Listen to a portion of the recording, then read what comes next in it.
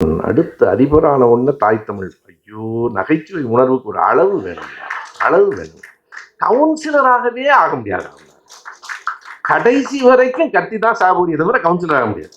ஒரு தொகுதியிலையாவது இங்கே மயிலாப்பூர்ல வேலை இருக்காரு, வந்து டெபாசிட் வாங்கிட்டு நீ வெற்றிலாம் பெற வேண்டும். இப்படி கற்பனையில் வாழ்ந்து கொண்டு எதிரே இருக்கிற இளைஞர்களின் வாழ்வையும் கெடுத்து கொண்டிருக்கிறார்கள். நான் அந்த வருத்தத்தோடு சொல்கிறேன், எதிரே இருக்கிற இளைஞர்களின் வாழ்வை கெடுத்து கொண்டிருக்கிறார்கள். யார் சொன்னாலும், எதில் எழுதியிருந்தாலும், நானே சொன்னாலும் உண்மை என்றால் மட்டும் என்று நம்பு என்று சொன்ன தந்தை பெரியாரின் வழியிலே நாம் நின்று கொண்டிருக்கிறோம். திராவிடம் என்கிற சொல்லை நாம் கைவிட்டால் முற்றுமுழுக்க திராவிட இயக்கத்தின் வரலாற்றை கைவிடுகிறோம். எனவே நாங்கள் திராவிடத்தை ஒரு நாளும் கைவிட மாட்டோம். நீங்கள் வைத்துக் கொள்வதும் விட்டு விடுவதும் உங்கள் விருப்பம். இப்போது இந்த கேள்விக்கு நான் விடை சொல்லி விடுகிறேன். திராவிடம் என்பது சங்க இலக்கியத்தில் இருக்கிறதா? திராவிடம் என்பது ஐம்பெருங்காப்பியத்தில் இருக்கிறதா? இப்படி சொல்லுகிற நீங்கள் உங்களை தமிழ் இந்து என்று சொல்லுகிறீர்களே, இந்து என்ற சொல் சங்க இலக்கியத்தில் இருக்கிறதா? இந்து என்ற சொல் ஐம்பெருங்காப்பியத்தில் இருக்கிறதா? இந்து என்ற சொல் 15ஆம் நூற்றாண்டு இலக்கியங்களில் இருக்கிறதா? இந்து என்ற சொல்லை பற்றி உங்களின் பெரியவர், எங்களுக்கு பெரியவர் பெரியார் தான். உங்கள் பெரியவர் சங்கராச்சாரியார் காஞ்சிபுரத்தில் இருக்கிறார். அவர் தெய்வத்தின் குரல் என்கிற புத்தகத்தில் பெயர் இல்லாத மதம் என்று ஒரு கட்டுரை எழுதியிருக்கிறார். அதிலே அவர் எழுதுகிறார், இந்து மதம் என்பது ஆங்கிலேயன் நமக்கு கொடுத்து விட்டு போன பெயர். இது அப்படியானால் இது என்ன மதம்? சனாதன மதமா, வைதீக மதமா? இல்லை, இது பெயரில்லாத மதம். சரி, அது அவர்கள் காணவில்லை என்று விளம்பரம் கொடுக்கட்டும், நமக்கு அதுல பிரச்சனை இல்லை. இந்து மதம் என்பது தமிழ் சொல்லும் இல்லை, தமிழன் வைத்த பெயரும் இல்லை, இந்தியன் வைத்த பெயரும் இல்லை, ஆங்கிலேயன் வைத்த பெயர். அதை தூக்கி சுமப்பதில் உங்களுக்கு அவ்வளவு மகிழ்ச்சி இருக்கிறதே, இந்த மண்ணின் மக்களுக்காக உடைத்த திராவிடத்தின் மீது மட்டும் உங்களுக்கு என்ன கோபம்? திராவிடம் இல்லை என்றால் கல்வி உண்டா? இன்றைக்கு சொல்லுகிறார்கள், பெரியார் தான் கல்விக்கூடத்தை திறந்து விட்டாரா என்று கேட்கிறார்கள். பெரியாரை கழித்து விட்டு பாருங்கள், உங்களுக்கு தெரியும். ஒருவர் சொல்லுகிறார், நீங்க ஆடு மாடு மேய்ங்க, 2000 ஏக்கர் சிசிடிவி கேமரா வச்சிருக்கிறேன், எதுக்கு எஜுகேஷன்? முதலில் நான் இந்த நாட்டில் பிள்ளைகளை படிக்காதே என்று சொல்லுகிற ஒரு தற்குறியை பார்க்கிறேன். உண்மையாக சொல்ல, முதலாக ஒருவரை பார்த்து படிக்காதே. காமராஜர் பெயரை அடிக்கடி சொல்லுகிறீர்களே, சொல்வதற்கு தகுதி உண்டா? படி என்று காமராஜர் சொன்னார், படி என்று பெரியார் சொன்னார். நாம் வெறுமனே சொல்லவில்லை, படிக்க வைத்தோம். திராவிடம் தமிழை மறைக்கிறது என்கிறீர்களே, திராவிட ஆட்சியில் தமிழ் எவ்வளவு வளர்ந்தது பள்ளிக்கூடங்களில் என்று எடுத்துக்காட்டு தரவா? புள்ளி வரத்தோடு தருகிறேன். ஜெயரஞ்சன் போன்றவர்கள் இங்கே இருக்கிறார்கள். திராவிட ஆட்சி என்று ஒரு புத்தகம் இருக்கிறது. அத்தனை செய்திகளை அது உள்ளடக்கி இருக்கிறது. ஒன்றை நான் குறிப்பிடுகிறேன். திராவிடம் தமிழை மறைத்தது என்கிறார்களே, 1967 ஆண்டு அறிஞர் அண்ணா அவர்கள் முதலமைச்சராக பொறுப்பேற்ற போது எவ்வளவு பேர் தமிழ் வழி கல்வியிலே படித்தார்கள்? இதுவெல்லாம் அரசு தந்திருக்கிற புள்ளி விவரம், அவர்கள் அரசு.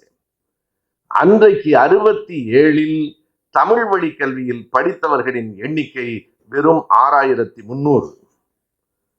7-8 ஆண்டுகளுக்கு பிறகு 75வது ஆண்டு தமிழ் வழி கல்வியில் படித்தவர்களின் எண்ணிக்கை 17,900.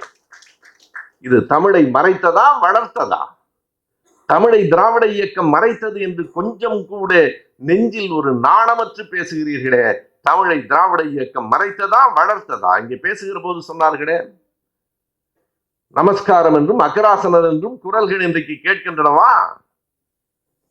இதனை நான் சொல்லவில்லை நண்பர்களே. ஆய்வாளர் ஆயிரா வெங்கடாசலபதி அவர்கள் அந்த காலத்தில் காஃபி இல்லை என்று ஒரு புத்தகம் எழுதியிருக்கிறார். அந்த காலத்தில் காஃபி இல்லை, பிறகுதான் வந்தது. அதுதான் அந்த புத்தகத்திற்கான பெயர். அதில் பல்வேறு கட்டுரைகள் இருக்கின்றன. அதில் ஒன்று, கானா சுப்பிரமணியம் அவர்கள் தில்லியில இருந்தார், எழுத்தாளர். அவர் கொஞ்ச நாள் தில்லியில இருந்து விட்டு சென்னைக்கு வந்த போது அவர் எழுதுகிறார், 60க்கு பிறகு, திமுக எழுச்சி பெற்ற பிறகு, சில ஆண்டுகளில் தமிழ்நாடு அப்படியே மாறி போயிருக்கிறதே, என்னால் சகிக்க முடியலையே. முன்பெல்லாம் யாரை பார்த்தாலும் நமஸ்காரம்னு தானே சொல்லுவா, இப்ப யாரை பார்த்தாலும் வணக்கம்ன்றாளே என்று வருத்தப்படுகிறார். வணக்கம் என்று தமிழ் மக்களை தமிழில் சொல்ல வைத்த இயக்கம் திராவிட இயக்கம்தான். எத்தனை தமிழ் பெயர்களை ஐயா பெரியார் வைத்திருக்கிறார். எத்தனை தமிழ் பெயர்களை திமுக கழக தலைவர்கள் தாங்கி இருக்கிறார்கள். விடுதலை என்பதும் புரட்சி என்பதும் சிந்தனை என்பதும் பெரியார் வைத்த பெயர். இங்கே நம்முடைய சத்யராஜ் அவர்கள் பேசுகிற போது குறிப்பிட்டாரே பேரறிவாளனை பற்றி, பேரறிவாளன் என்பதும் பெரியார் வைத்த பெயர். இதை விட அழகிய தமிழ் சொல் உண்டா? திருக்குறளின் சொல்லை எடுத்து பெரியார் வைத்தார், பேரறிவாளன் என்று வைத்தார். சில நேரங்களில் அவர் விடுதலை என்று புரட்சி என்று வைத்திருப்பதற்கான அடிப்படை காரணம் என்ன தெரியுமா? அவரை பொறுத்தளவு பெயரை பார்த்தவுடனே அது ஆண்பாலா பெண்பாலா என்று தெரியாமல் இருப்பது நல்லது என்று கருதினார். நீங்கள் விடுதலை பெண்ணா ஆனா, புரட்சி பெண்ணா ஆனா, பெண்ணும் புரட்சியில் இருக்கலாம், ஆணும் புரட்சியாக இருக்கலாம். பொது பெயரை வைத்தார். நமக்கு இந்த தமிழ் இலக்கியங்களில் இந்த பால் இன ஓர்மை அதிகம். பிள்ளை தமிழ் பாட்டு எழுதும் போது கூட அது என்னடா பெண்பார் பிள்ளை தமிழ், ஆண்பார் பிள்ளை தமிழ். குழந்தை விளையாடுறதுல கவனமா இருக்கிறோம் பாருங்க. பெண் குழந்தைகள் பல்லாங்குடி விளையாடணும், பையன் துப்பாக்கி வச்சு விடலாம். பெண்களும் துப்பாக்கி எடுத்த உடனே இவன் சரியாயிடும். இவன் எப்போ சரியாவான்னா, முழுக்க முழுக்க பெண்ணை அடிமைப்படுத்தி வைத்திருந்த ஒரு சமூகம். ஆரியம் திராவிடம் எதிரெதிர் கலாச்சாரம் என்றால் எப்படி? ஆரியம் என்பது பிறப்பின் அடிப்படையில் உயர்வு தாழ்வு சொல்லும். திராவிடம் என்பது பிறப்போக்கும் எல்லா உயிர்க்கும் என்னும் வள்ளுவத்தை வடிமொழிக்கும். ஆரியம் பெண்ணை அடிமையாக்கும். நான் சொல்வதெல்லாம் சும்மா இல்லை, நீங்க தெய்வத்தின் குரல்ல இருந்து பக்கத்தோட நான் எடுத்துருவேன். பொம்னாட்டிகள்லாம் ஆபீஸ் போயிட்டு இருக்கிறது சாஸ்திரப்படி சரியில்லை. இது எழுதியிருக்காரா இல்லையா? 2 நாள்களுக்கு முன்னால் பழகருப்பையா தினமணியில் ஒரு கட்டுரை எழுதியிருக்கிறார். 2 நாள்களுக்கு முன்னால் பெண்கள்லாம் அலுவலகம் போக தொடங்கிய பிறகு பல பாலியல் ஒடுக்கங்கள் கெட்டுச்சு. அலுவலகத்துக்கு போனவங்க அங்க இருக்க முன்னோடே போயிட்டாங்களா? பெண்களை வேலைக்கு போகாதே, பெண்களை படிக்காதே என்று சொல்லுகிற சமூகத்தில் வா பெண்ணே எழு படி என்று சொன்னவர் பெரியார். எனவே படிக்க வைத்தோம், பிள்ளைகளை படி என்று சொன்னோம், கல்விக்கூடங்களை திறந்தோம். இவை எல்லாவற்றையும் திராவிடம் செய்தது. சமஸ்கிருதத்தை கூட நாம் ஏன் எதிர்த்தோம் மறுத்தோம் என்றால், நமக்கும் சமஸ்கிருதத்துக்கும் பகை இல்லை. எனக்கு என் தாய்மொழி, அது யாருக்கு தாய்மொழியோ அவன் பேசட்டும். மலையாளம் கேரளாவில் இருக்கிற மக்களுக்கு தாய்மொழி, தெலுங்கு ஆந்திர மக்களுக்கு தாய்மொழி, அவர்கள் அதில் படிக்கட்டும். சமஸ்கிருதம் யாருக்கும் தாய்மொழி இல்லையே என்றால் அதற்கு நாங்கள் ஒன்றும் செய்ய முடியாது. அதை நீ கண்டுபிடி. நாங்கள் என்ன செய்வது? இங்கே இருக்கிற பார்ப்பனர்கள் கூட 2 பேர் சமஸ்கிருதத்தில் பேசிக் கொள்கிறார்களா? சமஸ்கிருதம் உயர்வான மொழி என்று சொல்லுவார்களே தவிர, யாராவது சமஸ்கிருதத்தில் பேசி நீங்கள் பார்த்திருக்கிறீர்களா? நண்பர்களே, சமஸ்கிருதம் என்பது இங்கு கோலோச்சுவதற்காக, நம்மை அடிமையாக்குவதற்காக வந்தது. நாம் எதிர்த்தோம். அம்பேத்கர் சொன்னது போல அத்தனை மொழிகளும் இந்தியாவில் சமஸ்கிருதத்தை ஏற்றுக்கொண்டன. தென்னிந்திய மொழிகள் உட்பட எதிர்த்து நின்றது இந்த மண் தான் என்றால், திராவிட இயக்கமும் தனித்தமிழ் இயக்கமும் அதற்கு காரணம். ஐயா மறைமலையடிகளார் தலைமையில் தொடங்கிய தனித்தமிழ் இயக்கமும் திராவிட இயக்கமும் முழுமையாக எதிர்த்து நின்றன. பிறகு இன்னொன்று சொல்லுகிறார்கள், திராவிடம் என்பதை பெரியார் ஏன் அப்படி பெயர் வைத்தார் தெரியுமா? நேற்றைக்கு ஆளூர் ஷானவாஸ் அதற்கு மிக அருமையாக ஒரு விடையை தொலைக்காட்சியிலே சொன்னார். ஏன் திராவிடம் என்று பெயர் வைத்தார்களாம்? தமிழர் என்று பெயர் வைத்து விட்டால் தான் அதற்குள் வரமாட்டோமே என்கிற கவலையில் பெரியார் திராவிடன் என்கிற பெயருக்குள் ஒளிந்து கொண்டார். நல்லது. ஆளூர் ஷானவாஸ் கேட்டார், அயோத்திதாச பண்டிதர் திராவிடர் என்று பெயர் வைத்தாரே, அவர் இங்கே போய் எதற்காக ஒழிய வேண்டும் என்று கேட்டார். அவர் தமிழர் தானே, அவர் எங்கே போய் ஒளிந்து கொள்வதற்காக வைத்தார்? இதற்கு அவர்கள் தம்பிகள் ஒரு 169 யூடியூப் வச்சிருக்கிறார். தமிழ்நாட்டிலேயே யூடியூப் மூலம் மட்டுமே அரசியல் நடத்துறவங்க அவங்க தான். வேற எந்த நீங்க இவ்வளவு உள்ளடக்கம், இவ்வளவு எண்ணிக்காக நீங்க பாருங்க, மேடையில வந்து தடை அதை உடை, முறுக்கு அதை நொறுக்கு. என்ன அண்ணா பார்த்தா வருத்தப்பட்டிருப்பார். எத்தனை அழகான அடுக்குமொழிகளை அண்ணா சொல்லிட்டு போன. வெறும் சத்தம் போட்டு எனக்கு பல நேரங்கள்ல எனக்கு உண்மையாவே புரியலைங்க. புரிஞ்சவங்க யாராவது சொல்லுங்க. பிறப்புக்கும் எல்லா உயிர்க்கும் என்று சொன்னவர் வள்ளுவர். அவ்வளவுதானே. இதையே அந்த தம்பி எப்படி பேசுறாருன்னா, பிறப்புக்கும் எல்லா உயிர்க்கும் என்று சொன்னவர்கள் என்னத்துக்கு இவ்வளவு பிரச்சனைன்னு எனக்கு தெரியும். என்று சொன்னவருக்கு எதுக்கு இவ்வளவு பிரச்சனை? அதுல என்ன இவ்வளவு ஆவேசத்துக்கு? அதுல என்ன இடம் இருக்கு? எனக்கு கோபம் அவர் மேல இல்லைங்க, அந்த ஆவேசத்தை பார்த்து கைதற்ற பிள்ளைங்க இருக்கான் பாருங்க. ஐயோ, உண்மையாவே எனக்கு தூக்கம் வர மாட்டேங்குது. எதுக்கு அவன் கைதட்டுறான்னு எனக்கு புரியல. ஒரு சத்தம் போட்டு பேசணுமா? இப்படி ஒரு கலாச்சாரம். என்ன சொல்லுகிறீர்கள் என்பதை விட சத்தம் போட்டு சொல்ல வேண்டும் என்கிற ஒரு கலாச்சாரம். நண்பர்களே, அடிப்படையில் திராவிடத்திற்கும் ஆரியத்துக்கும் தான் வேறுபாடு. இரண்டுக்கும் முரண் எங்கே இருக்கிறது என்பதை நான் எடுத்து சொன்னேன். ஆனால் மீண்டும் மீண்டும் திராவிடத்துக்கு எதிராக கொண்டு வந்து தமிழை நிறுத்துவதற்கான நோக்கம் உண்மையான எதிரிகளுக்கு இடையில் சண்டை நடக்காமல் இன்னொருவனை கொண்டு வந்து நிறுத்துவதன் மூலம் உண்மையான எதிரி தப்பித்துக் கொள்வான். அவ்வளவுதான். எனக்கும் வாலாஜா வல்லவனுக்கு தான் சண்டைன்னு வைங்க. இல்ல அவருக்கு பிரச்சனை இல்லை, சிற்பிக்கும் உங்களுக்கு தான் சண்டைன்னு சொல்லி சிற்பி நானும் ஒன்னாதான் இருக்கும்.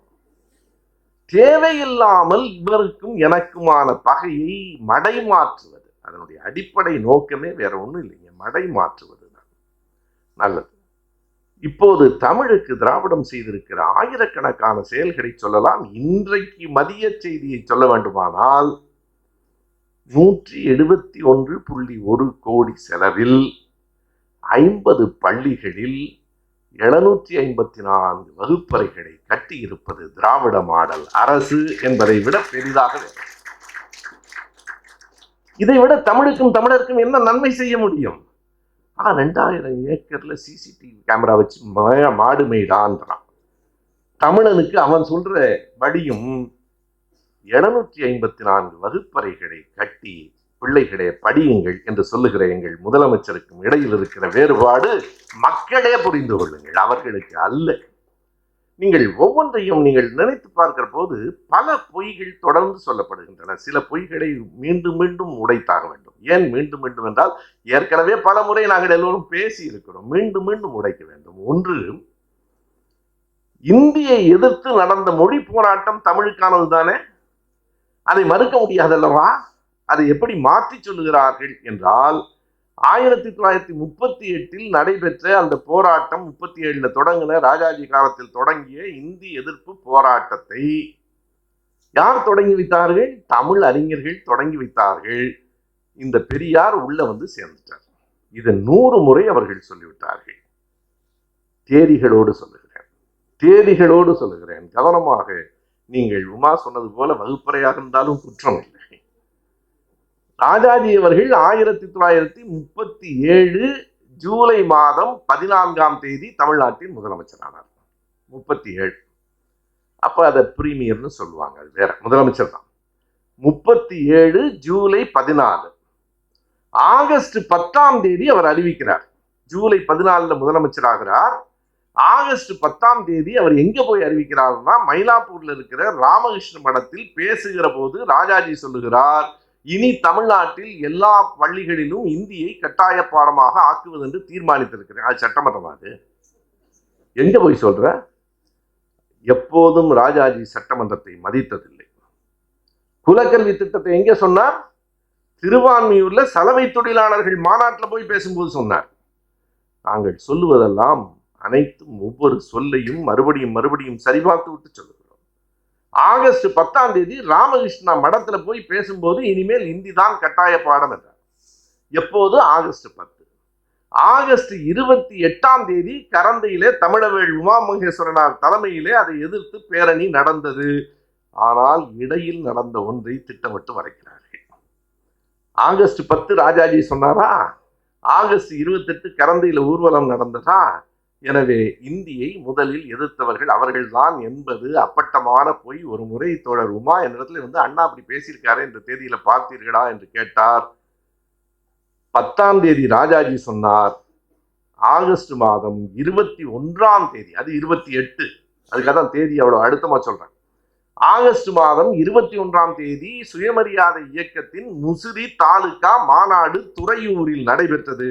அதுதான் அண்ணா முதலாக தலைமையேற்ற வட்டார மாநாடு.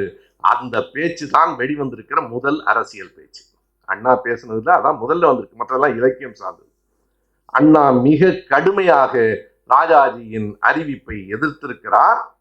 அவருடைய அந்த அறிவிப்பு ஒரு பெரிய எழுச்சியை உருவாக்கி இருக்கிறது. எனவே முதலில் சுயமரியாதை இயக்க மாநாட்டில் தான் அந்த அறிவிப்பு வந்தது. இல்லை என்று நாணயம் இருந்தால் மறுக்க சொல்லுங்கள், சான்று இருந்தால் மறுக்க சொல்லுங்கள். அதற்கு பிறகும் அந்த போராட்டத்தை ஒரு மிகப்பெரிய எழுச்சி மிக்க போராட்டமாக மாற்றியது நம் ஐயா பெரியார் அவர்கள் தான் என்பதை யாராலும் மறுக்க முடியாது. 1938 ஆகஸ்ட் 1 திருச்சியில இருந்து பட்டுக்கோட்டை அழகிரியின் தலைமையில் மூவாலூர் ராமாமிர்த தம்மையார் உடன் வர 42 நாள்கள் பேரணி. 42 நாள்கள் என்னவெல்லாம் நடந்தது தெரியுமா? 42 நாள்கள், 50 ஊர்கள், 87 பொதுக்கூட்டங்கள். 42 நாள்ல நடந்தே வருகிறார்கள். 50 ஊர்கள், 87 பொதுக்கூட்டங்கள். ஒரு பொதுக்கூட்டத்தில் வருகிற இடத்தில் முழுவதும் செருப்பு மாலை கட்டி வைத்திருக்கிறார்கள். தோழர்கள் பிரிக்க போகிற போது அழகிரி சொல்றார், வேணாம் பிரிக்காது, நம்ம பேசுவோம், அவனா பிரிக்கட்டும். நடந்தது நண்பர்களே, நடந்தது. திருப்பூரில் பேசுகிற போது இங்கே ஈவே ராமசாமி கழுதை பேசுகிறது இன்று மாலை அப்படின்னு எழுதி வச்சிருந்தான். ஐயா வந்தோடனே எல்லாரும் கோபப்படு. ஐயா சொன்னார், ஏன் கோபப்படு? என்னை நீங்கள் கடவுள் என்று சொன்ன போதும் நான் மகிழவில்லை, கழுதை என்று சொன்ன போதும் வருந்தவில்லை. உண்மையிலேயே என்னதான் அன்பு இருந்தாலும் வாழும் பெரியார்னு யாரையும் சொல்லக்கூடாது. சிற்பிக்கு ஒரு அன்பான வேண்டுகோள். மலைக்கும் மடுவுக்குமான வேறுபாடு. அவரை நெருங்க முடியாது. இன்னொரு தலைமுறையாக பெரியாரை படிக்கிறோம், பெரியாரை பின்பற்றுகிறோம் என்பதுதான் எனக்கான பெருமையை தவிர பெரியாராக எல்லோரும் வாழ்ந்து விட முடியாது. அப்படி வாழ்வதற்கு நெஞ்சில் உரம் தேவை. அப்படி வாழ்வதற்கு தியாகம் செய்கிற மனம் தேவை. எனவே அப்படி அவன் எழுதிட்டு போறான், நம்ம வேலையை பார்ப்போம்னார். பெரம்பலூருக்கு பக்கத்தில் நம்முடைய ராசா அவர்கள் அங்கிருந்து பெரம்பலூர்லேருந்து நம்முடைய தளபதி அப்போது எதிர்கட்சியில் இருக்கிற போது தளபதியின் காரில் நான், ராசா, ஆஸ்டின் 3 பேரும் போகிறோம். ஏதோ ஒரு மலையாள கரையோ என்னமோன்னு ஒரு ஊர், எனக்கு அந்த பேர் நினைவில். அந்த ஊருக்கு போகிற வழியில் நான் ஒரு நிகழ்ச்சி சொல்லுகிறேன். அப்படியா, இந்த ஊர் தானா அது கேட்டார். என்ன என்றால், பெரியாரும் பட்டுக்கோட்டை அழகிரியும் அந்த ஊரில் பேசுவதற்காக போகிறார்கள். போகிற போது அந்த அந்த எல்லையிலேயே மக்கள் திரண்டு கையில் கம்பு கத்தியோட நிற்கிறார்கள். நீங்க உள்ள வரக்கூடாது, கடவுள் இல்லைன்னு சொல்றவெல்லாம் வரக்கூடாது. ஐயா இறங்கி, ஏங்க இவங்க மேலே இவ்வளவு கோவம்னு கேட்கிறாரு. கியாபே விஸ்வநாதன் கூட இருக்கார். அவர் சொல்றாரு, இந்த வம்பெல்லாம் வேண்டாம், கார்ல இறங்கி போயிடுவோம். அவர் கொஞ்சம் பயந்தவர். ஐயா இருக்கட்டுங்க, அவருக்கு யாரும் நடாது, வேணாங்க, நான் எதுக்கு வந்தேன்னு சொல்றேங்க, உங்களுக்கு அத்தாங்க வந்தேன், உங்க பிள்ளைங்கெல்லாம் படிக்கணும்னு ஒரு 3/4 மணி நேரம் பேசினார். கையில் இருந்த அறுவாடை கீழே போட்டான். இன்னும் ஒரு 1/4 மணி நேரம் பேசினார். ஐயா அவங்க நாக்காளி கொண்டாந்து போடுறான்னா. இது நடந்தது, நான் புனைந்துரைக்கவில்லை, நடந்தது. 1 மணி நேரம் பேசினதுக்கு அப்புறம் எல்லாரும் சேர்ந்து ஐயா வந்து உள்ள வந்து ஒரு தரம் பேசிட்டு போங்கன்னா. பெரியார் சொன்னார், பேச வேண்டியதெல்லாம் பேசிட்டப்பா, மொத்த பேச்சு முடிஞ்சிருச்சு, நீயும் கேட்டுட்ட, உனக்காகத்தான் நாங்கள் இயக்கம் நடத்துகிறோம், எங்களுக்காக அல்ல. இந்த தியாகத்தை புரிந்து கொள்ளாமல் திரும்ப திரும்ப கொச்சைப்படுத்துகிறீர்களே. பெரியார் தொடங்கி அந்த பேரணி ஊர்வலம் 42 நாள்கள் வந்து சேருகிற போது சென்னை கடற்கரையிலே, அப்போதுதான் மறைமலை அடிகளார், சோமசுந்தர பாரதியார், ஐயா பெரியார் 3 பேரும் மேடையில் இருக்கிறார்கள். அந்த கூட்டத்திலே தான் தமிழ்நாடு தமிழருக்கே என்கிற முதல் முழக்கம் வருகிறது. அதான் அடிப்படை.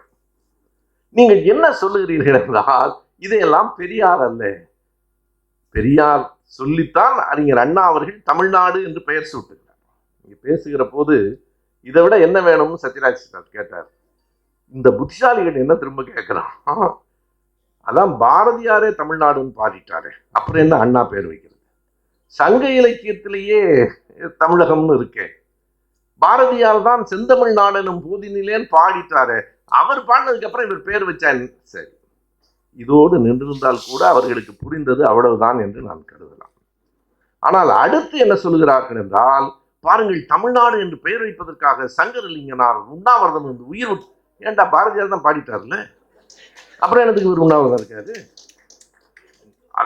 அங்க வழி பாரதியார் பாடிவிட்டார், முடிஞ்சிருச்சுல்ல.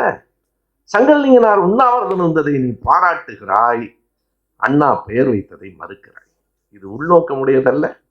எடுத்து சொல்லுங்கள் மக்களே, நீங்கள் எடுத்து சொல்லுங்கள். வேறு ஒன்றும் அல்ல.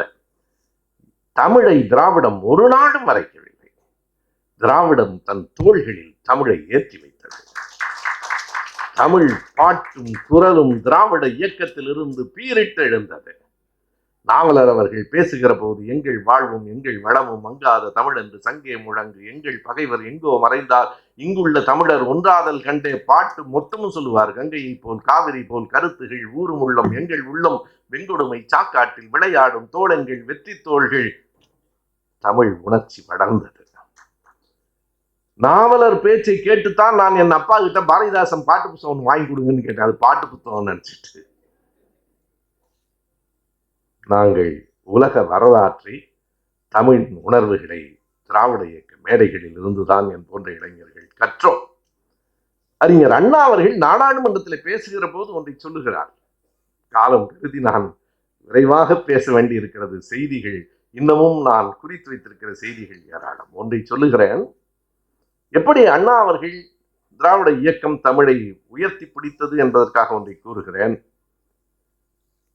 நாடாளுமன்றத்தில் பேரறிஞர் அண்ணா அவர்கள் பேசிய 2 உரைகள் மிக முக்கியமானவை. 2ம் பதிவாக இருக்கிறது. ஒன்று 1963 மே மாதம் 3ஆம் தேதி பேசியது. இன்னொன்று 1965ஆம் ஆண்டு மார்ச் மாதம் 5ஆம் தேதி பேசியது. இந்த 2 உரைகளும் மிக முதன்மையானவை. பேசுகிற போது TS பட்டாபிராமன் என்கிற காங்கிரஸ் கட்சியை சார்ந்த ஒரு உறுப்பினர், நாடாளுமன்ற உறுப்பினர் குறுக்கிடுகிறார். அண்ணாவின் பேச்சுக்கு குறுக்கிடுகிற போது அண்ணா சொன்ன விடை, இவர்கள் சொல்லுகிறார்களே திராவிடம் திருட்டு திராவிடம், திராவிடம் தமிழை மறைத்தது என்கிறார்களே, அவர்களுக்கு மனச்சாட்சிக்கு நான் இந்த உண்மையை சொல்ல முடியாது. காரணம், அவர்களுக்கு அப்படி ஒன்று கிடையாது. நான் மக்களுக்காக சொல்லுகிறேன். தமிழை திராவிடம் மறைத்தது என்கிறார்கள் இல்லையா? TS பட்டாபிராமன் என்கிற காங்கிரஸ்காரர் எழுந்து பேசும்போது அண்ணா சொன்னார், நண்பரே, நாம் ஊரில் போய் காங்கிரஸ்காரனாகவும் திமுக காரனாகவும் இருக்கலாம், தில்லியில் நாம் அத்தனை பேரும் தமிழர்களாக இருப்போம் என்று சொன்னவர் அண்ணா. இருக்கா இல்லையான நாடாளுமன்ற குறிப்பில் பார்க்க சொல்லுங்க. நாடாளுமன்ற குறிப்பிலிருந்து தான் இந்த பேச்சு அப்படியே பதிவாகி வந்திருக்கிறது. ஆங்கிலத்திலையும் இருக்கு, தமிழ்லையும் இருக்கிறது. எனவே திராவிடம் தான் தமிழை வளர்த்தது. திராவிடம் ஒரு நாளும் முரண் அல்ல. திராவிடம் தமிழுக்கு அரண் என்பதே இன்றைய கூட்டத்தின் மையம். அரண் என்பது ஒரு சுவர், திராவிட பெருஞ்சுவர். திராவிட பெருஞ்சுவர் இல்லை என்றால் நீங்க பார்த்திருக்கலாம், அரண் என்பது அரண்மனை என்று சொல்றோம். அரண்மனைக்கு அந்த வெடிச்சுவர் தான் பாதுகாப்பு. எதிரி படை வருகிற போது இந்த அரணைத்தான் முதல்ல தாக்குவான். அரணை தாக்கினால் உள்ளே போயிடலாம். திராவிட அரணை தாக்கி அடித்து விட்டால் தமிழை அடித்து விடலாம். நீங்கள் தமிழுக்கு திராவிடம் அரணாக இருக்கிறது, எனவே அரணை உடைக்கிறார்கள். என்ன ஒரே ஒரு வேறுபாடு நாம் புரிந்து கொள்ள வேண்டும் என்றால், போர்க்களத்திலே கூட எதிரிகள் தான் அரண் வைத்து உடைப்பார்கள், இவர் ஆள் வச்சு உடைக்கிறார். எதிரி மோதவே இல்லை. காரணம், ராஜன் குறை ஒரு கட்டுரை இருக்கார் முரசொலியில், அருமையான கட்டுரை. அவர்கள் வேடத்திலேயே அவர்கள் நேரடியாக வந்தால் தமிழ் மக்கள் ஏற்க மாட்டார்கள். தமிழ் மக்களை ஒரே ஒரு விஷயத்துல அவங்களால புரிஞ்சுக்கவே முடியல. பக்தி வந்தா சரியா போயிடும் நினைக்கிறான், மதம் வந்தா சரியா போயிடும் நினைக்கிறான். இன்னைக்கு சூர சம்ஹாரத்துல 1,00,000 பேர் அங்க இருக்கான். திரும்ப சூரசம்ஹாரம் முடிஞ்சு சூரியனுக்கு தாயா நான் ஓட்டு. இந்த ஒரே ஒரு விஷயம் நம்ம எதிரிக்கு புரியல. இந்த பயல்வை ஓட்ட கடைசியா உதயசூரியன் போடுறாள். பக்தி எங்கள் நம்பிக்கை, மதம் எங்கள் நம்பிக்கை, ஆனால் திராவிடம் எங்கள் வாழ்க்கை, எங்கள் அடுத்த தலைமுறையின் வாழ்க்கை. எங்கள் பிள்ளைகள் படிப்பதற்கு அடுத்த தலைமுறை. இன்னைக்கு நீங்க இந்தியாவில் தமிழ்நாடு பொருளாதாரத்தில் 2வது இடத்தில் இருக்கிறது. சாதாரண அல்ல. முதல் இடத்துல மகாராஷ்டிரமும் இருக்கிறது பெரிய செய்தியே அல்ல. Gateway of India. அது வெளிநாட்டிலிருந்து இறங்குகிற பொருள்லாம் அங்கதான் இறங்கும். தமிழ்நாடு இங்கே கோடியில் இருக்கிறது. நண்பர்களே, நம்முடைய திராவிட ஆட்சி புத்தகத்திலே தான் கலையரசனா விஜயகுமாரா என்று நினைவில்லை, ஒரு செய்தியை சொல்லுவார்கள். பொருளாதாரத்தில் முன்னேறிய நாடுகள் என்று எடுத்துக்கொண்டால் மகாராஷ்டிரம், குஜராத், கர்நாடகம், தமிழ்நாடு. பார்த்தால் நீங்க எல்லாமே மேற்கு கரை. குஜராத், மகாராஷ்டிரம், கன்னடம், தமிழ்நாடு. சமூக நீதியில் முன்னேறி இருக்கிற மாநிலங்கள் என்று எடுத்துக்கொண்டால் கேரளம், தமிழ்நாடு, மேற்கு வங்கம் 2 பட்டியலிலும் இடம்பெற்றிருக்கிற ஒரே மாநிலம் தமிழ்நாடு. யாரால் வளர்ந்தது? திராவிடம் யாரால் வளர்ந்து நிற்கிறது? நீங்கள் திராவிடத்தில் நடுவில் வந்து போன கொஞ்சம் ஒரு ஆட்சி இல்லைன்னா இன்னும் மேலே போயிருக்கும். மேலே போன நாட்டை கொஞ்சம் கொஞ்சம் இழுத்து வச்சுட்டு அந்த அம்மா ஒரு 10 வருஷம் எடுத்ததுக்கு அப்புறமும் மறுபடியும் நண்பர்களே, இன்றைக்கு 21, 24 நம்முடைய மாநிலம் எந்த அளவுக்கு முன்னேறி இருக்கிறது என்பதை இந்தியா சொல்லுகிறது. நீ சொன்னா சொல்ல. சரி, என்னுடைய உரையின் கடைசி பகுதிக்கு வருகிறேன். உண்மையான தமிழ் தேசிய தலைவர்கள் திராவிடத்தை எப்படி பார்த்தார்கள்? உண்மையான தமிழ் தேசிய, இந்த கோஷ்டியெல்லாம் நீங்க கருதக்கூடாது. உண்மையான தமிழ் தேசிய தலைவர்கள் என்று நான் சொல்லுவது மறைமலை அடிகளை, திராவிட மொழிநூல் ஞாயிறு தேவநேய பாவாணரை. நான் அந்த அடைமொழியை வேணும்னு சொல்றேன் கவனமா. இவனுக்கு மொழிநூல் ஞாயிறுன்னே சொல்றான். 1957 அவர் ராமசாமியார் என்பவரால் அந்த கல்லூரியில் பணியாற்றுகிற போது பாவாணருக்கு ஐயா பெரியார் தான் அந்த பட்டத்தை வழங்கினார். அந்த பட்டத்தின் பெயர் திராவிட மொழி நூல் ஞாயிறு. அதை மறைச்சிட்டு மொழிநூல் ஞாயிறுப்பான். நீங்க அந்த பட்டத்தை பாவாணர் ஏற்றுக்கொண்டார் என்றால் திராவிடத்தை அவர் ஏற்றுக்கொண்டிருக்கிறார் என்றுதானே பொருள். எனவே மறைமலை அடிகள், ஐயா பாவாணர், பெருஞ்சித்திரனார் எல்லோருமே பெரியாரையும் திராவிடத்தையும் எப்படி பார்த்தார்கள்? பார்க்க வேண்டிய சூழல் எப்படி வந்தது? பாவாணரின் நினைவலைகளில் இருந்து ஒரு செய்தியை நான் குறிப்பிடுகிறேன். அவருடைய அண்மையில் மறைந்த அவருடைய மகன் மணி எழுதியிருக்கிறார். ஒரு முறை நான் திருப்பனந்தாளுக்கு சென்றிருந்தேன். பாவாணர் சொல்றார், இது ரொம்ப கவனமாக நாம் கேட்க வேண்டிய செய்தி. அவருடைய நினைவலைகள் புத்தகத்துல இருக்கு. ஒரு முறை நான் திருப்பனந்தாளுக்கு சென்றிருந்தேன். அப்போது சுவாமிநாத தம்பிரான் ஆதீனமாக இருந்தார். அதை வச்சு அது எந்த ஆண்டுன்னு நம்ம கண்டுபிடிச்சிடலாம். சுவாமிநாத தம்பிரான் ஆதீனமாக இருந்தார். அவரிடத்துல போய் நான் ஏராளமாக தமிழ் பணி செய்திருக்கிறேன். இந்த மடம் தமிழுக்கான மடம் என்று தானே சொல்லுகிறீர்கள். எனவே என்னுடைய நூல்கள் எல்லாம் வெளிவருவதற்கு ஒரு பொருள் உதவி தர முடியுமா என்று கேட்டேன். அந்த தம்பிரான் சொன்னார், நீங்கள் இப்போது போய்விட்டு மறுபடியும் குரு பூஜை நாளன்று வாருங்கள், நான் பேசிவிட்டு சொல்லுகிறேன் என்றார். மீண்டும் நான் குரு பூஜை நாளன்று சென்றேன். அங்கே ஊவேசா இருந்தார். ஊவேசாவுக்கென்று அந்த திருப்பனந்தாள் மடத்தில் தனி அறையே இருந்தது. அந்த குரு பூஜைக்கு வந்திருந்த பார்ப்பனர்கள் பலருக்கும் தனித்தனியாக அறைகள் இருந்தன. ஆனால் தமிழ் அறிஞர்களாகிய எனக்கும் என்னோடு வந்த நண்பர்களையும் தாழ்வாரத்தில் உட்காருங்கள் என்று சொன்னார்கள். ஊவேசாவிடத்திலே இவரை தெரியுமா என்று கேட்டபோது அவருக்கு என்னை நன்றாக தெரியும், ஆனால் ஊவேசா நினைவில்லை என்று சொல்லிவிட்டார். அதான் ஊவேசா. கவனமா இருப்பாங்க. நீ அதுல எல்லாம் நம்ம ஆள்னா உடனே ஐயோ ரொம்ப வேண்டியவருங்க அப்படின்னு நம்ம சொல்லி தொலைப்போம். ஊவேசாவினுடைய உழைப்பை, அறிவை நான் குறைத்து மதிப்பில்லை. ஆனால் ஒன்றை அறிந்து கொள்ளுங்கள், ஊவேசா யார் என்பதற்காக சொல்லுகிறேன். செந்தமிழ் செல்வி என்கிற இதழில் 1941 அவர் எழுதிய ஒரு கட்டுரையும் அதற்கு கியாப்பே அவர்கள் எழுதிய விடயம். ரொம்ப விரைந்து சொல்லிட்டே போறேன். என்ன எழுதியிருக்கிறார் என்றால், எது தமிழ் மரபு, தமிழ் மரபுங்கிறது கட்டுரை. கியாப்பே எழுதுனது எது தமிழ் மரபு. தமிழ் மரபு என்று ஊவேசா என்று சொல்கிறார் என்றால், ஒரு ஏழை வேலையாளை பார்த்தால் சோறு தின்றாயா என்று கேட்கலாம். ஆனால் அதையே ஒரு பிராமண கணவானை பார்த்து அப்படி கேட்கக்கூடாது. போஜனம் ஆயிற்றா என்ற, நாங்க சாப்பிட்டா எப்படி வேணாலும் கேட்கலாம். ஒரு ஏழை வேலையாளை பார்த்தால் சோறு தின்றாயா என்று கேட்கலாம். ஆனால் ஒரு பிராமண கணவானை பார்த்தால் போஜனம் ஆயிற்றா என்று கேட்க வேண்டும். துறவியை பார்த்தால் பிக்ஷை ஆயிற்றா என்று கேட்க வேண்டும். இது அவர் எழுதின தமிழ் மரபு. இதை எதிர்த்து கியாப்பே அவர்கள் எழுதியிருக்கிறார்கள். கவனத்தில் வையுங்கள். தமிழ் தாத்தா ஏழை வேலையாளுக்கும் கணவானுக்கும் எப்படி வித்தியாசம் பார்த்திருக்கிறார். எனவே அவர் பாவாணரை தெரியாது என்று சொன்னதில் எனக்கு எந்த வியப்பும் இல்லை. பிறகு இவர் இங்கே அமர்ந்திருக்கிற போது என்ன சொல்லுகிறார்கள்? தமிழ் பண்டிதர்களுக்கெல்லாம் 3 மணிக்கு மதிய உணவு கொடுக்கப்படும். ஏன் 3 மணி? பாவாணருக்கு விடை சொல்லப்படுகிறது, இங்கே வந்திருக்கிற பார்ப்பன வாத்தியாயர்கள் எல்லாம் சாப்பிட்டு முடிந்த பிறகுதான் உங்களுக்கு உணவு வழங்கப்படும். பாவாணர் சொல்லுகிறார், பாவாணர் வரியை அப்படியே நான் சொல்லுகிறேன். மடம் தமிழர் மடம், சமயம் தமிழர் சமயம், நாடு தமிழர் நாடு. ஆனால் தமிழனின் நிலை தாழ்வாரத்தில் இருக்கிறதே, என்ன செய்வது என்கிற கோபத்தில் பிறகு சொல்லுகிறார், ஒரு மிகச்சிறந்த, நான் பார்த்தவர்களில் மிகச்சிறந்த சுயமரியாதைக்காரர், சீர்திருத்தக்காரர் பெரியார் தான் என்று பாவாணர். மறைமலை அடிகள் எந்த அளவுக்கு பெரியாரை மதித்தார் என்பதற்கு சொல்லுகிறேன். முதலில் ஒரு மோதல் இருந்தது. 1920களில் மோதல் இருந்தது. மறைமலை அடிகள் சொன்னார், நான் மிக சுருக்கமாக சொல்லிவிடுகிறேன், 1 மணி நேரம் ஆகிவிட்டது. மறைமலை அடிகள் சொன்னார், கோயிலுக்கு பட்டியலின மக்களை அழைத்து கொண்டு வருவது பற்றி நீங்கள் என்ன நினைக்கிறீர்கள் என்று கூட்டத்தில் கேட்டபோது, இதை மறைமலை அடிகளும் பதிவு செய்திருக்கிறார், JS கண்ணப்பரும் பதிவு செய்திருக்கிறார். மறைமலை அடிகள் சொன்னார், வரலாம், சுத்தமாக வர வேண்டும், குளித்து விட்டு வர வேண்டும், புலால் உண்ணக்கூடாது, நல்ல சைவ வேளாள பெயர்களை அவர்கள் வைத்துக் கொள்ள வேண்டும், அப்படி இருந்தால் கோயிலுக்கு வருவதில் எந்த இடைஞ்சலும் இல்லை.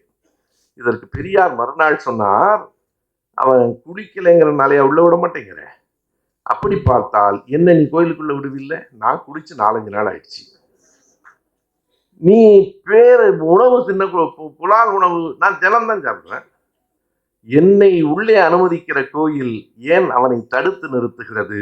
உணவினால் அல்ல, சுத்தத்தால் அல்ல, சாதியின் பெயரால் தடுத்து நிறுத்துகிறது. மறைமலை அடிகள் இதனை அறிந்தே ஏமாற்றுகிறார். இதற்கு பிறகு 2 பேருக்கும் இடையில மோதல் இருந்தது உண்மைதான். பிறகு 1935 ஐயா மறைமலை அடிகளாருடைய அறிவுரை கொத்து என்னும் புத்தகம் பாட புத்தகமாக இருந்தது. அதை நீக்க வேண்டும் என்று சுதேசமித்திரனும் தினமணியும் எழுதினார்கள். அப்போலேருந்து வைத்தியநாத ஐயர் காலம் இல்லை, அப்போலேருந்து தினமணி அப்படித்தான் இருக்கு. அதை எதிர்த்து எழுதிய ஏடு விடுதலை தான். எப்படி மறைமலை அடிகளின் பாடத்தை நீ நீக்கலாம், அவனை போல ஒரு தமிழ் அறிவுள்ளவர் தமிழ் கடல் உண்டா என்று கேட்டவர் பெரியார். அப்போது மறைமலை அடிகள் பெரியாருக்கு எழுதிய கடிதம், பெரியார் எழுதிய விடை அனைத்தும் நம்முடைய ஆயிரா வெங்கடாசலபதி தொகுத்திருக்கிற புத்தகத்தில் கடிதங்கள் அப்படியே இருக்கின்றன. எல்லாவற்றையும் சொல்ல நேரமில்லை. மறைமலை அடிகள் சொல்லுகிறார், எனக்கு உண்மையிலேயே நெகிழ்ச்சியாக இருக்கிறது, நான் உங்களை கடுமையாக பேசியிருக்கிறேன், ஆனால் என் புத்தகம் விலக்கப்பட்ட போது நீங்கள் அல்லவா முன்வந்து அதனை எதிர்க்கிறீர்கள். அதற்கு பெரியார் விடை எழுதுகிறார், அடிகள் அப்படியெல்லாம் சொல்லக்கூடாது, உங்கள் அறிவுக்கு முன்னால் நாங்கள் ஒன்றுமில்லை, எங்களை அது பெரியார் கடிதம், உங்கள் அறிவுக்கு முன்னால் நாங்கள் ஒன்றுமில்லை, ஒன்றே ஒன்றுதான் தமிழுக்கு தீமை வருகிறது, அடிகளே வாருங்கள் சேர்ந்து போராடுவோம். அதுதான் இந்த திராவிடம் தமிழை மறைத்தது என்று சொல்லுகிற சில மணிராஜிகளை நாம் என்ன செய்வது? மணியரசன் பின்னாடி மாத்திட்டார். இனி அவரை திரும்ப திரும்ப நீங்க அவரை இனிமே தோடர்லாம் சொல்லக்கூடாது. என்ன பண்றது, பழகி தொலைச்சிட்டாங்க. உண்மையாகவே அறிவாளியாகத்தான் இருந்தார். நான் இறந்த காலத்துல சொல்ல வேண்டி வருகிறதே என்று வருத்தப்படுகிறேன். நண்பர்களே, இன்றைக்கும் நான் சொல்லுகிறேன், அப்படி மறைமலை அடிகள் அதற்கு பிறகு தன் இறுதி நாள் வரை ஐயாவிடத்திலே மரியாதை கொண்டவராக இருந்தார். நண்பர் தாய்மானவனுக்கு நான் இந்த இடத்திலே நன்றி சொல்ல வேண்டும். அடிகளாரின் அடிச்சுவட்டில் என்று ஒரு புத்தகம் வந்தது, என் வீட்டில் காலையிலிருந்து தேட முடியவில்லை. பிறகு அந்த பக்கம் இந்த இடத்தில் இருக்கிறது என்று சொல்லி அதை எடுத்து அனுப்பினார். 2 செய்திகள். இறந்து போவதற்கு 2 ஆண்டுகளுக்கு முன்னால் 1950 ஐயா அடிகளார் இறந்து போனார். 1948 நவம்பர் மாதம் 5ஆம் தேதி தன்னுடைய நாட்குறிப்பில் அடிகளார் எழுதுகிறார். என்ன எழுதுகிறார் என்றால், இன்றைக்கு ஈவே ராமசாமியாரை பற்றி பாராட்டி எழுத வேண்டும் என்று எனக்கு தோன்றிற்று. பாராட்டி எழுதி புதுவை ஞாயிறுக்கு அந்த கட்டுரையை அனுப்பி வைத்தேன். 48 நவம்பர். நம்ம ஆளுங்கள்லாம் குறிச்சுங்க. மறைமலை அடிகள் கடைசி காலத்துல, அப்புறம் முதல்ல எல்லாம் பாரதிதாசன் திராவிடம்லாம் பேசினாரு, பின்னாடி நாம் தமிழர் எப்படா பாடினாரு. இந்த வல்லவன்ட்ட பென்ட்ரைவில் அவ்வளவும் இருக்கு. 1960க்கு பிறகு புது குயில் ஏட்டில் ஆதித்தனாரை பற்றி கடுமையாக எழுதியிருக்காரு. நாகரிகம் கருதி நாம் சொல்ல மாட்டோம். அதான் உங்களுக்கு எங்களுக்கு வித்தியாசம். நீ எழுதாதெல்லாம் சொல்ற, நாங்க எழுதுனது கூட சொல்ல தயங்குகிறோம். வேணா வல்லவன்ட்ட கேட்டு குயில் 7 தேதி வாங்கி படிச்சுப்பாரு. கடைசியா ஆதித்தனார் பக்கமா மாறிட்டார். என்னைக்கு மாறினாரு? பொய் சொல்லுவதற்கு ஒரு அளவு வேண்டும். நண்பர்களே, எல்லாம் எல்லாம் தரவுகளும் இருக்கிற போதே எனக்கு என்ன கவலையாக இருக்குன்னா, நம்மெல்லாம் உயிரோட இருக்கும் போதே இவ்வளவு பேசுறானுல, இன்னும் ஒரு 50 ஆண்டுகளுக்கு அப்புறம் என்னென்ன சொல்ல மாட்டானுங்க. ட்ரம்ப் அப்பாவில் தானே வந்து நிற்பானுங்க. அங்கதானே நீ வந்து நிற்ப. அந்த பொய்க்கு தானே மணிராஜ் துணை போவாரு. அத்தனையும் பொய். நண்பர்களே, 48 பெரியாரை பாராட்டி எழுதியதை தாண்டி 50 செப்டம்பர் 15 அண்ணாவின் பிறந்த நாள் தான் மறைமலையடிகளின் நினைவு நாள். 50 செப்டம்பர் 15 அவர் இறந்து போனார். சரியாக 1.5 மாதங்களுக்கு முன்னால் 1950ஆம் ஆண்டு ஆகஸ்ட் மாதம் 4ஆம் தேதி தன் நாட்குறிப்பில் மறைமலையடிகள் குறித்திருக்கிறார். இன்று ஈவே ராமசாமியாரும் நானும் ஆடலரசும் 1 மணி நேரத்திற்கு மேலாக பேசிக்கொண்டிருந்தோம். தாயுமானவன் காலையில் ஒரு செய்தி சொல்லுகிறார். அதை நான் படிக்கவில்லை. அவர் சொல்லுகிற செய்தி, ஐயா மறைமலையார் கடைசியாக சொல்லியிருக்கிறார், இந்த உலகத்தில் எல்லாம் மனிதனால் நடக்கவில்லை, கடவுளால் தான் நடக்கிறது என்று கருதினேன். இப்போது கடவுளால் இல்லை, மனிதனால் தான் எல்லாம் நடக்கிறது என்று தோன்றுகிறது என்று அவர் சொன்னார். அதற்கு சான்று வேண்டும். ஆனால் இதெல்லாம் சான்று இருக்கு, நான் சொல்றதெல்லாம். எனவே மறைமலையடிகள் திராவிட மொழிநூல் ஞாயிறு பாவாணர் ஐயா இறந்த போது பெருஞ்சித்திரனார் எழுதியிருக்கார் பாருங்க. பெருஞ்சித்திரனார் பாவாணரினுடைய ஒரு புத்தகத்துக்கு முன்னுரை எழுதும் போதும் தெளிவாக சொல்லுகிறார், நான் என் வாழ்நாளில் பார்த்த சீர்திருத்தக்காரர்களில் பெரியாரே முதல் இடத்தில் வைக்கிறார். நேற்றைக்கு முன்தினம் நான் 1 நிமிட செய்தி கேட்கிறேன்னு சத்யராஜ் சார் சொன்னாங்க. அவருக்கு இருக்க வேலையில் நான் அதுக்காகத்தான் 1 நிமிடம் சொல்றேன். ஒரு நண்பர் சொன்னார், ஒரு 3-4 நிமிடம் சொல்லுங்களேன்னு. 10 நிமிஷம் கூட சொல்லலாம், யாரும் கேட்க மாட்டான்.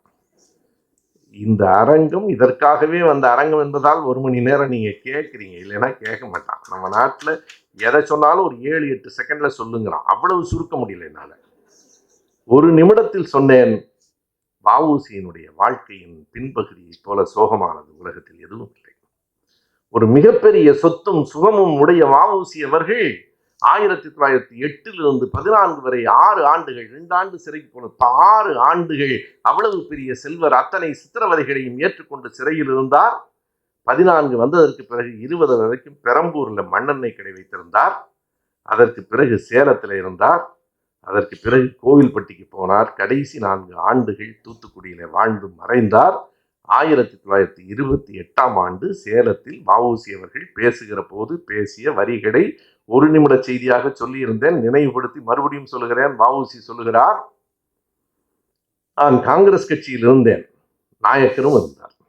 2 பேரும் கருத்து வேறுபாடு ஏற்பட்டு வெளியில் வந்துவிட்டோம். இப்போது நான் அரசியலில் இல்லை. ஆனால் நான் சுற்றி சுற்றி பார்க்கிறேன். தமிழ்நாட்டில் சுயமரியாதை இயக்கம் போல ஒரு சிறந்த இயக்கத்தை என்னால் பார்க்க முடியவில்லை. வ.உ.சி நூலகம் என்கிற பதிப்பகம் பெரும் சொல் என்கிற பெயரில் சிறு நூலாக வ.உ.சியின் பேச்சை வெளியிட்டிருக்கிறது. நாங்க பேசுறது அனைத்தும் சான்றுகளோடும் உண்மையாகவும் பேசுகிறோம்.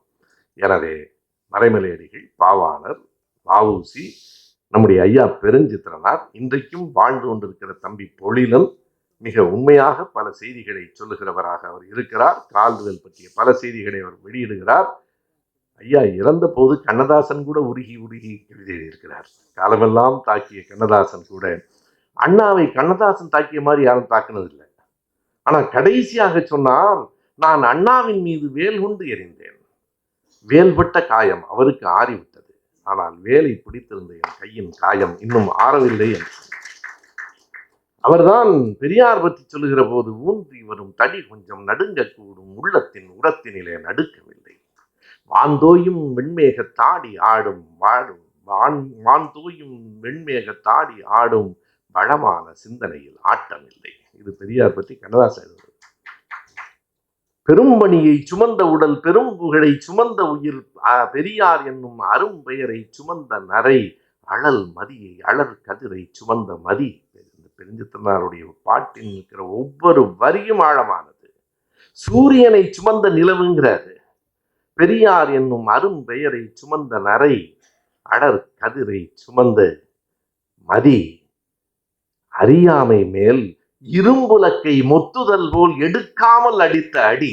பெரியார் மூட நம்பிக்கைகள் மீது அறியாமை மேல் இரும்புலக்கை மோதுதல் போல் எடுக்காமல் அடித்த அடி. அடடா, இப்பெரியாரை தமிழ்நாடும் பெற்றதம்மா என்று அவர் எழுதினார். தமிழ் தேசிய தலைவர்கள் எல்லாம் பெரியாருக்கு எதிர்ன்றான். ஏதாவது படிங்கப்பா, 1-2 படிக்கிறேன். நீ எல்லாம் படிக்கிறேன். நான் ஒருத்தர் சொல்றேன், நான் பெரியார் அம்பேத்கர்லாம் படிச்சு PhD வாங்கிட்டேன். எந்த பல்கலைக்கழகம் தான்? முதல்ல அந்த பல்கலைக்கழகத்தை உதைக்கணும். ஒண்ணே இல்லை. ஒரு ஆளு மோசமா பேசிக்கிட்டே இருந்தான் மேடையில. எதிர இருந்த ஒரு ஆளு துப்பாக்கி எடுத்து மேடையில வச்சான். உன்னை இவன் கொஞ்சம் நடுங்கலாம். அவன் சொன்னா, நீ பேசு, ஒண்ணு உன்னை கூட்டு வந்தான் பாரு, அவனுக்கு நான் அது மாதிரி உனக்கு PhD எல்லாம் ஒருத்தன் கொடுத்தாங்கிறிய பெரியார் அம்பேத்கர்ல, அவனுக்கு இருக்கு ஒரு நாளைக்கு உனக்கு PhD கொடுத்தவனுக்கு. நண்பர்களே, பொய் சொல்லலாம், அதற்கு ஒரு அளவு வேண்டும். நான் அடுத்த அதிபரான ஒன்று தாய் தமிழ். ஐயோ, நகைச்சுவை உணர்வுக்கு ஒரு அளவு வேணும், அளவு வேணும். கவுன்சிலராகவே ஆக முடியாது. கடைசி வரைக்கும் கத்தி தான் சாப்பிடுறதை தவிர கவுன்சிலர் ஆக முடியாது. ஒரு தொகுதியிலையாவது இங்க மயிலாப்பூர்ல வேலை இருக்காரு, வந்து டெபாசிட் வாங்கிட்டு நீ வெற்றிலாம் பெற வேண்டும். இப்படி கற்பனையில் வாழ்ந்து கொண்டு எதிரே இருக்கிற இளைஞர்களின் வாழ்வையும் கெடுத்து கொண்டிருக்கிறார்கள். நான் அந்த வருத்தத்தோடு சொல்கிறேன், எதிரே இருக்கிற இளைஞர்களின் வாழ்வை கெடுத்து கொண்டிருக்கிறார்கள். யார் சொன்னாலும், எதில் எழுதியிருந்தாலும், நானே சொன்னாலும் உண்மை என்றால் மட்டும் என்று நம்பு என்று சொன்ன தந்தை பெரியாரின் வழியிலே நாம் நின்று கொண்டிருக்கிறோம். அவ்வளவுதான் நண்பர்களே. இந்தியாவின் வரலாற்றை தாமஸ் ட்ரவுட்மன் என்கிற அமெரிக்காவில் இருக்கிற மிசிகன் பல்கலைக்கழகத்தின் பேராசிரியர் 3 செய்திகளில் அடக்கினார். ஒன்று 1786 ஆண்டு சர் வில்லியம் ஜோன்ஸ் சொன்ன செய்தி, சமஸ்கிருதம் தான் உலக மொழிகளுக்கெல்லாம் தாய். அதனை எதிர்த்து 1816 எல்லிஸும் 1856 கால்டுவெல்லும் சொன்ன செய்தி, ஒரு நாளும் சமஸ்கிருதத்துக்கும் தமிழுக்கும் தொடர்பில்லை, தமிழ் தனித்த மொழி. கால்டுவெல் சொன்ன கருத்துகளில் மாகரல் கார்த்திகேயனார், பாவாணர் போன்றவர்கள் பிற்காலத்தில் வேறுபட்டார்கள். ஆனாலும் ஒன்று மிக அடிப்படையாக தமிழகத்திற்கு சொன்னவர் கால்டுவெல் தான். சமஸ்கிருதத்திலிருந்து வந்த மொழி இல்லை தமிழ், தமிழ் தனித்து இயங்கும். எனவேதான் கால்டுவெல்ல இன்னமும் எழுத்துக்கிட்டே இருக்கானுங்க. மூன்றாவது 1924 சர் ஜான் சாமுவேல் கண்டறிந்த சிந்து சமவெளி நாகரிக பண்பாட்டின் வெளிப்பாடு. நாம் நன்றி சொல்ல வேண்டும் மார்ஷல், நாம் நன்றி சொல்ல வேண்டும் நம்முடைய பேராசிரியர் கருணானந்தம் அவர்கள், அமர்நாத் ராமகிருஷ்ணன் அவர்கள், ஒடிசாவிலே தலைமை செயலாளராக இருந்த பாலகிருஷ்ணன் அவர்கள் போன்றவர்கள் இப்போது அதை ஒரு இயக்கமாகவே தமிழ்நாடு முழுவதும் எடுத்து சென்று கொண்டிருக்கிறார்கள். சிந்து சமவெளி நாகரிகத்தின் நூற்றாண்டு இது, சுயமரியாதை இயக்கத்தின் நூற்றாண்டு விழா தொடக்கம் இது, பொதுவுடைமை கட்சியினுடைய நூற்றாண்டு விழா தொடக்கம் இது. உண்மையை உரத்து சொல்லுவோம், உண்மையாக இருப்போம், என்றைக்கும் எதற்கும் அஞ்ச மாட்டோம். நன்றி. தோழர்கள் ஒரு நிமிஷம் அமரன்படி கேட்டுக்கொள்கிறோம். கேள்வி பதிலுக்கான கொஞ்சம் நேரமா நடிகர் கமல்ஹாசனும் நடிகர் சீதாவும் நடிச்சிருப்பாங்க. அதுல ஹீரோயின் சீதாவோட பேரு வந்து லலிதா கமலம் அப்படின்னு சொல்லிட்டு, லலிதா கமலம் அப்படின்னு வரும். அந்த பேரை சொல்லும் போது இவர் கமலஹாசன் சொல்லுவாரு, பேர் என்னன்னு கேட்டா எல்கே அப்படின்னு.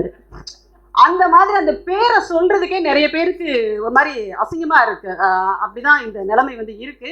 இன்னொன்று, சூரசம்ஹாரத்துக்கு போயிட்டு வந்துட்டு சூரியனுக்கு தான் ஓட்டு போடுவாங்கன்னு சொன்னா எங்க கேரக்டரையே புரிஞ்சிக்க மாட்டேங்கிறீங்களே. சாரி, உங்களை சாரை வச்சுட்டு நான் அந்த டைலாக் சொல்லக்கூடாது தான், ஆனாலும் தமிழ்நாடு திரும்ப திரும்ப சொல்லுது எங்க கேரக்டரையே புரிஞ்சிக்க மாட்டேங்கிறீங்களே அப்படின்னு சொல்லிட்டு. ஆனாலும் அந்த மரமண்டைகளுக்கு உரைக்கிறது கிடையாது. உண்மையிலேயே பேராசிரியர் பேசும்போது சொன்னாரு, காலையில் நான் தொல்லியல் அறிஞர் அமர்நாத் ராமகிருஷ்ணன் கிட்ட பேசி செய்திகளை நான் கேட்டேன்னு சொன்னாரு. ஆனா இங்க சில போலி தமிழ் தேசியம் பேசிட்டு இருக்கிற ஒருத்தர் என்ன செய்யறாரு அப்படின்னா, திருச்சியில் இருக்கிற சங்கர் ஐயர், அவர் தான் அவருடைய அப்பா. எத்தனை அப்பாக்கள் நமக்கு புரியவே இல்லை, சாரி, சங்கர் அவர் வந்து பார்ப்பனர் தான். அதனால அவர்கிட்ட வந்து இவர் என்ன கேட்கிறாரு, கருத்து கேட்கிறாரு. அப்ப திராவிடம் வந்து உண்மை எங்க இருக்கு அப்படிங்கிற சான்றுகளை தேடி சொல்கிறது. ஆனா இந்த பொய்களையும் ஆரிய புரட்டுகளையும் தேடி சொல்கிறார்கள் இன்றைய இங்க இருக்கிற தமிழ் தேசிய கூட்டம் அப்படிங்கிறது ஒண்ணு. இன்னொன்னு, திராவிட இனம்தான் அப்படின்றது, திராவிட இனம் என்று ஒன்று மரபியல் ரீதியாக இருக்கிறது அப்படிங்கிறத ஆதாரப்பூர்வமாக அறிஞர் அண்ணல் அம்பேத்கர் அவர்கள் சொன்னாங்க இல்லையா.